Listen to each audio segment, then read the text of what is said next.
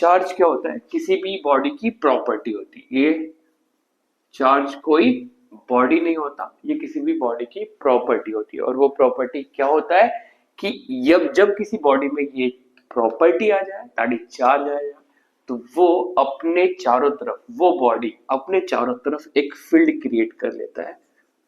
अगर वो रेस्ट पे है तो सिर्फ इलेक्ट्रिक फील्ड क्रिएट करता है, राइट। यानी कि एक चार्ज बॉडी, या तो एक बॉडी जिसपे एक नेचर आ गया है जिसको हम चार्ज बोल रहे हैं, वो चारों तरफ अपने एक इन्फ्लुएंस क्रिएट करता है, और रेस्ट पे हो तो उस इन्फ्लुएंस को इलेक्ट्रिक फील्ड कहते हैं, राइट। तो चार्ज क्या है? एक प्रॉपर्टी है बॉडी की।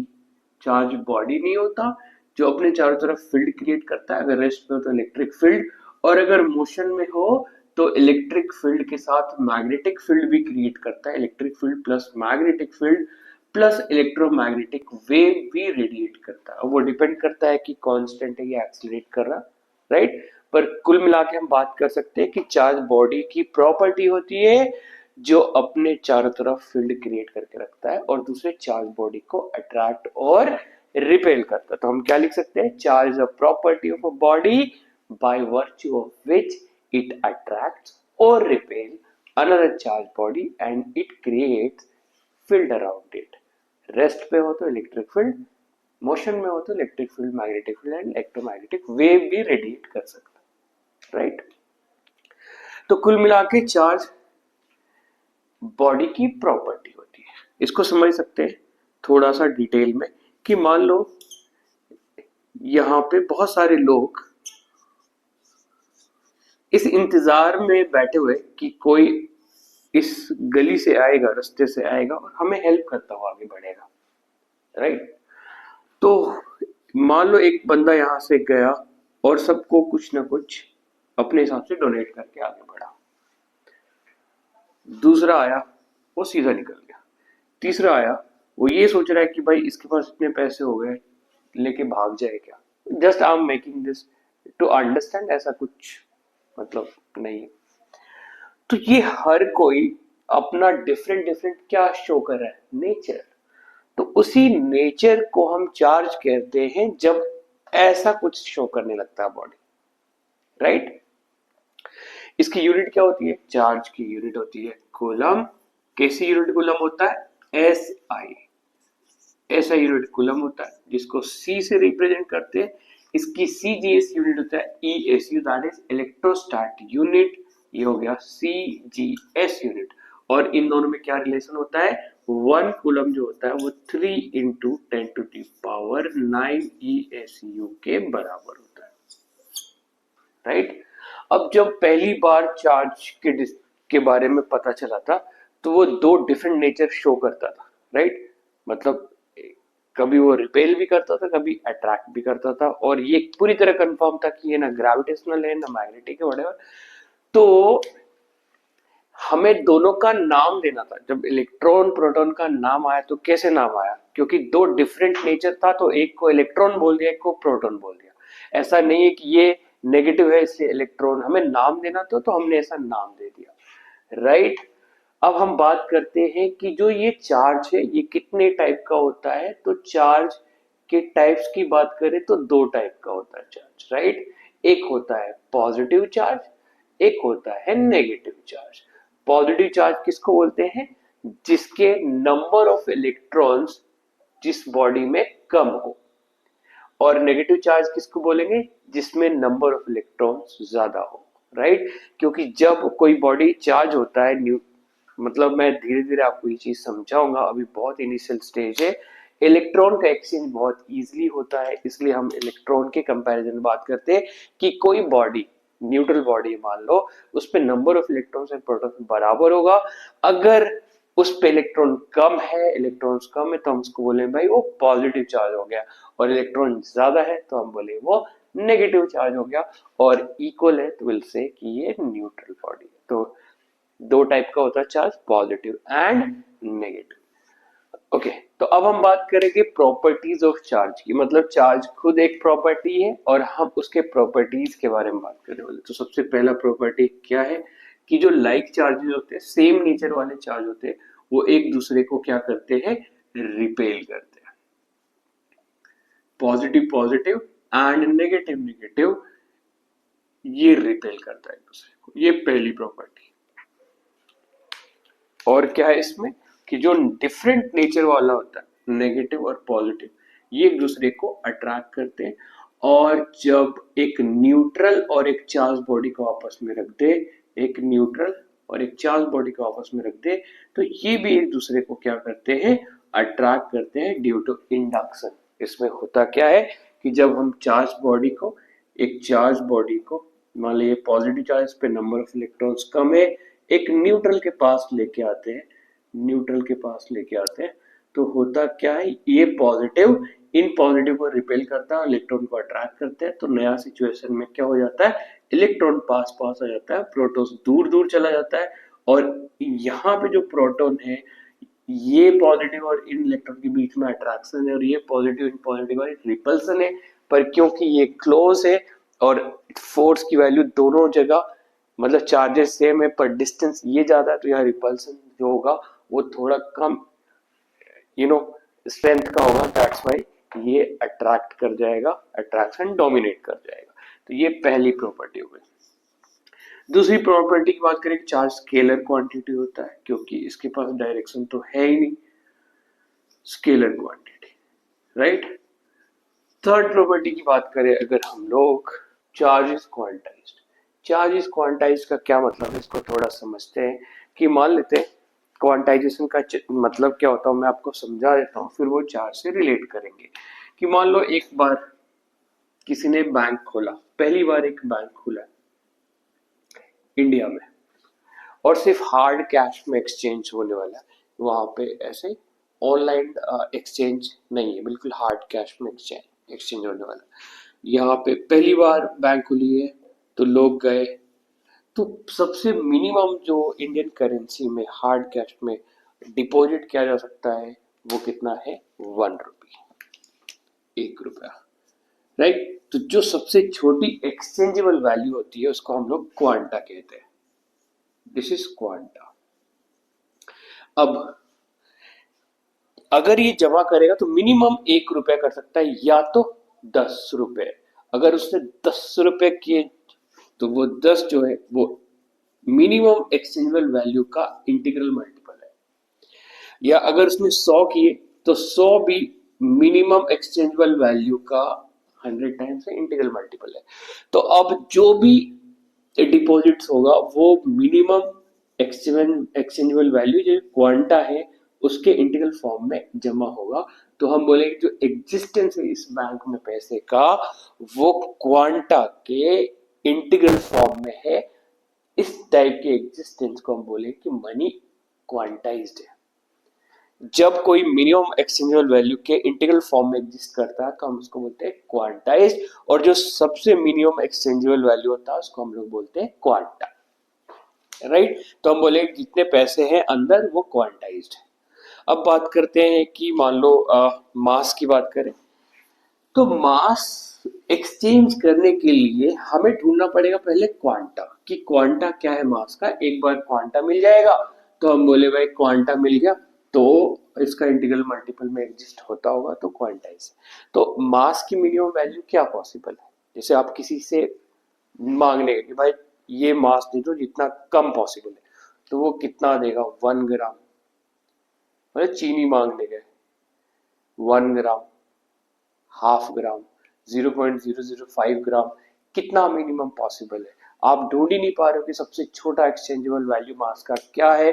तो जब तक आपको क्वांटा नहीं मिलेगा तो उसका इंटीग्रल फॉर्म कैसे बनाओगे आप। तो हम बोले भाई मास क्वांटाइज नहीं है। अब बात करते हैं चार्ज की। मान लो 2 न्यूट्रल बॉडी है, इसके पास 100 इलेक्ट्रॉन और 100 प्रोटॉन है, और इसके पास 50 इलेक्ट्रॉन और 50 प्रोटॉन है, दोनों न्यूट्रल बॉडी। अब मैं इससे भेजूंगा तो मिनिमम कितने इलेक्ट्रॉन भेज सकता हूं मैं, 1 इलेक्ट्रॉन। तो मैं बोलूंगा भाई ये जो 1 इलेक्ट्रॉन का चार्ज है ये क्वांटा है चार्ज का। क्वांटा ऑफ चार्ज कितना है, 1 इलेक्ट्रॉन, जिसकी वैल्यू क्या होती है मैग्नीट्यूड में 1.6 × 10⁻⁻19 कूलम। ये चार्ज होता है, इलेक्ट्रॉन प्रोटॉन दोनों का होता है, एक का पॉजिटिव एक का नेगेटिव होता है। मैं सिर्फ वैल्यू लिख रहा हूँ। तो जो मिनिमम एक्सचेंजेबल वैल्यू है वो मिल गया, मतलब अपने को क्वांटा मिल गया, चार्ज का क्वांटा। एक इलेक्ट्रॉन के चार्ज को क्या बोलते हैं? Quanta of charge. अब अगर मैं ट्रांसफर करूंगा 10 इलेक्ट्रॉन, तो इसमें जो एक्स्ट्रा इलेक्ट्रॉन आएगा वो 10 इंटू 1 इलेक्ट्रॉनिक चार्ज के बराबर आएगा। या मैं 20 करूंगा तो 20 इंटू 1 इलेक्ट्रॉनिक चार्ज आएगा। मतलब जो भी आएगा क्वांटा के इंटीग्रल मल्टीपल में यहाँ पे एक्स्ट्रा चीजें जमा होनी चालू होगी। तो हम बोले क्योंकि यहाँ पे चार्ज जो एग्जिस्ट कर रहा है वो क्वांटा के इंटीग्रल फॉर्म में है, तो चार्ज क्या है? क्वांटाइज्ड। Got it? तो क्वांटाइजेशन ऑफ चार्ज का क्या मतलब होता है कि जब किसी बॉडी में चार्ज का एग्जिस्टेंस होता है वो इंटीग्रल मल्टीपल में हो, तो हम उसको बोलते हैं कि वो चार्ज क्वांटाइज है। और ऐसा हमेशा होता है। तो हम बोलेंगे हमारा जे एडवांस के सिलेबस में होता है, मेंस नीट ओलंपियाड सब जगह। तो हम बोले भाई चार्ज क्या है? क्वांटाइज्ड है। तो हमारा थर्ड प्रॉपर्टी जो था चार्ज इज क्वांटाइज्ड और क्वांटाइजेशन ऑफ चार्ज, वो क्या है? The existence of charge in any body is always an integral multiple of quanta of charge। और क्वांटा क्या होता है? एक एलिमेंट्री चार्ज को बोलते हैं। एलिमेंट्री चार्ज क्या होता है? इलेक्ट्रॉन और प्रोटॉन का charge which is 1.6 into 10⁻⁹ coulomb, और ये प्लस और माइनस में होता है। तो हम बोल रहे भाई कोई बॉडी में चार्ज कितना पॉसिबल है? आप बोलोगे एक इलेक्ट्रॉनिक चार्ज तो मिनिमम पॉसिबल है, या तो फिर उसका इंटीग्रल मल्टीपल में कुछ भी ले लो, 100 200 300 400 20 30।